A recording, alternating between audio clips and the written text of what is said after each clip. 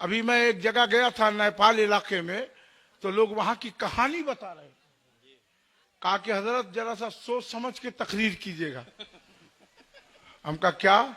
कहा बहुत सोच समझ के बोलिएगा, यहाँ माना यहाँ का माना वहां लगा देता है, वहां का माना वहां लगा देता। हम कहा क्या हुआ? कहा क्या कहिएगा, एक नए नए बेचारे इमाम साहब आए, तो लोगों ने कहा कि हजरत बच्चा लोग रात भर मोबाइल लेके घूमता है, जरा सा कुछ नसीहत कीजिए, समझाइए। आप नए इमाम है। तो उनके मुंह से निकला चाय की दुकान पे कि मैं क्या नसीहत करूं, यहाँ का तो निजाम ठीक नहीं है, यहाँ का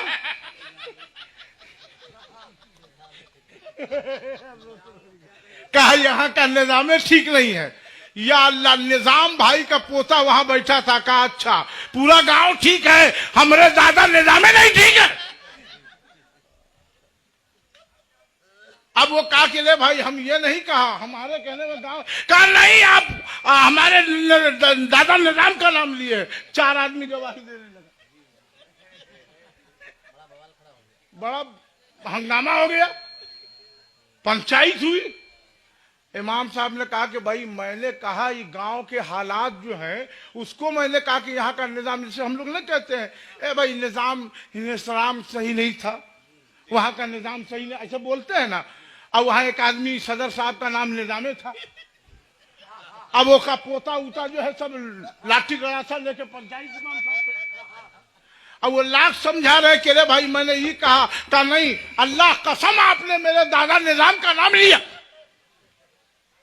अल्लाह कसम आपने मेरे दादा निजाम का नाम लिया। अब 2-4 आदमी कह के हाँ हाँ हाँ हाँ आप बोले थे कि निजाम ठीक नहीं है, आप बोले थे कि निजाम ठीक नहीं है। 1100 रुपया इमाम साहब पे जुर्माना रख दिया। अब वो बोले कि रे भाई अभी ये लोग तनख्वाह नहीं दिया और 1100 रुपया जुर्माना भी डाल दिया। हसन रजा साहब शिवानी, अब वो बेचारे बड़े परेशान, अब क्या करें भाई। कहा कि ना अब अच्छा है कि वो बोले नहीं, वो बोलवे नहीं करते थे, कोई कुछ करे बोलते ही नहीं थे, मस्जिद का लोटा ले जाए तो भी नहीं बोलते थे,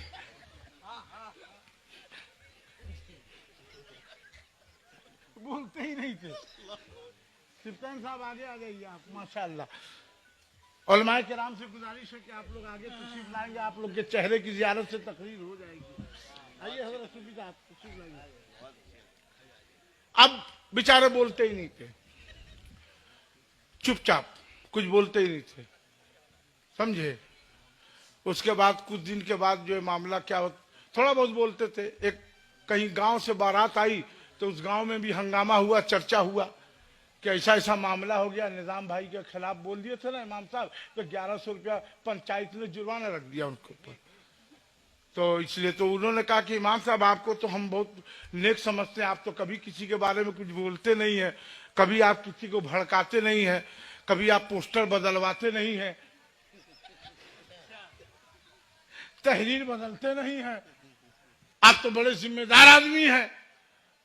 तो ऐसा ऐसा सुना है। कहा कि देखिए आपने जो भी सुना है ना, उसमें राई के बराबर भी सदाकत नहीं है। या अल्लाह, सदाकत कहना था कि उसका भतीजा वहां पर जाकर जा, अब निजाम से ना भिड़े तो हमारे चचा सदाकत का नाम ले रहे हैं। अब सदाकत का घर वाला सब लाठी गड़ासा बड़ासा लेके चला आया, हंगामा हो रहा। देखिए निजाम साहब से ना भीड़ पाए तो हमारे चचा सदाकत का नाम ले रहे हैं, उनको बदनाम कर रहे हैं। अब रात में सदाकत ने भी पंचायत लगवा दी। अब सदाकत साहब ने भी पंचायत लगा दिया। अब क्या करे भाई। अब उन्होंने कहा कि देखिए भाई, हमने कहा था कि सच्चाई नहीं है। कहा नहीं, सच्चाई नहीं बोले थे, सदाकत बोले थे। कहा कि नहीं हम बोले थे, इसका माना सच्चाई का माना से हमको मतलब नहीं है, हमको अल्फाज से मतलब है। अच्छा, कुछ लोग बड़े मोटे दिमाग के होते। सीतामढ़ी में एक गांव है, देखिए बड़ा अच्छा नाम भूल रहे हैं हम, अरे बड़ा अच्छा नाम सिसवा के बगल में है ना, जहाँ के मौलाना खुर्शीद जमाल वगैरह है, बेतहा। उस गांव में एक मौलाना मरहूम इंतकाल कर गए, दोस्त थे बड़े मोटे दिमाग के, तो वो मदरसा के खिलाफ बोलने लगे। तो लोगों को मालूम पड़ा कि हो मौलवी अब्दुल सत्तार साहब वही मदरसा के खिलाफ बोल रहे हैं। अब कहते थे कि देखो सुनो ना, मदरसा है नहीं मगर लिख रहा है कि मदरसा है, समझे? देखिए ना, मदरसा है नहीं लिख रहा है मदरसा है, चंदा करता है और लाखों लाख खा जाता है, ये खा जाता है, वो खा जाता है, वो खा जाता। लोगों ने कहा भाई तो गलत बात है, बंबई में भी चंदा पे फर्क पड़ेगा।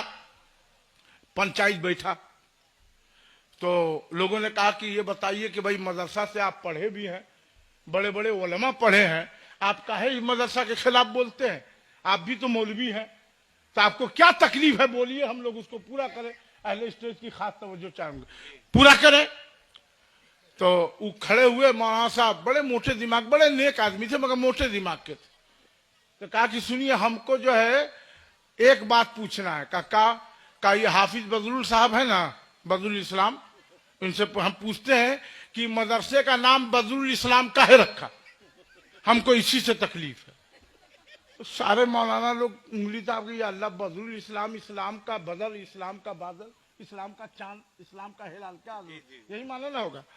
तो कहा भाई इसमें आपको क्या तकलीफ है, बदरुल इस्लाम इतना अच्छा नाम है। कहा आप फारसी नहीं पढ़े हैं?